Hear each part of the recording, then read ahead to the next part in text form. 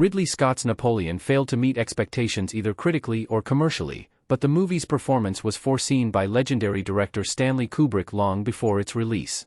Made on an estimated budget of $130 to $200 million, Napoleon made just $220 million at the global box office and scored a middling 58% on review aggregator Rotten Tomatoes, highlighting its mixed reception. However, while the film itself had problems, its overall performance was predicted long before production began. Despite being one of the most compelling figures in modern history, Napoleon biopics have always proved problematic.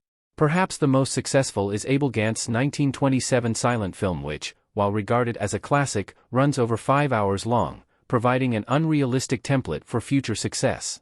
Likewise, other films set in the era, such as Sergei Bondarchuk's War and Peace, have either been equally unwieldy or failed to make a box office impact.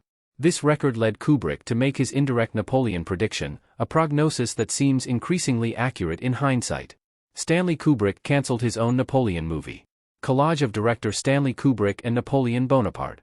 Although it would have been impossible for him to pass judgment on Ridley Scott's Napoleon, given his death in 1999, Stanley Kubrick nonetheless indicated the film would fail by cancelling his own planned Napoleon movie in 1970. The movie, which is widely regarded as one of the great what-ifs of cinema, would have been an epic account of the emperor's life, rivaling even Gant's version in scope and scale. According to the BBC, Kubrick planned on using a maximum of 40,000 infantry and 10,000 cavalry from the Romanian army to recreate Napoleonic campaigns, making it one of the most ambitious films ever. Despite the project's exciting scale, however, Kubrick's Napoleon was never realized. Kubrick's collaborator and brother-in-law Jan Harlan revealed that Studio MGM were unwilling to proceed along Kubrick's plans, while Kubrick himself eventually accepted that he could not do justice to his vision or his thoroughness unless he had much more screen time and a bigger budget.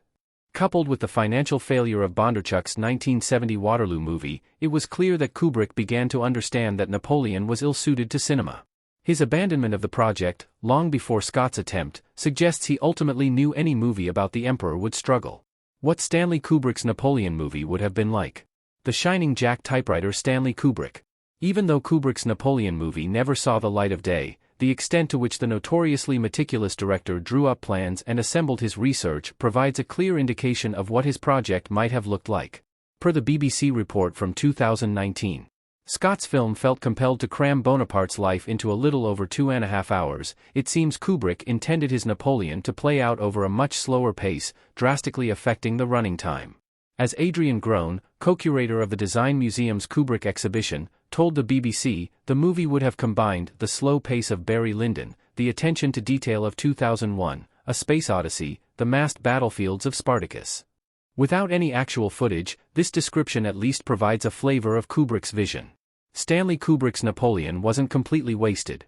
Collage of Stanley Kubrick, Steven Spielberg, and Napoleon Bonaparte. It would be easy to assume that Kubrick's abandonment of Napoleon meant forsaking all his work on the epic historical movie.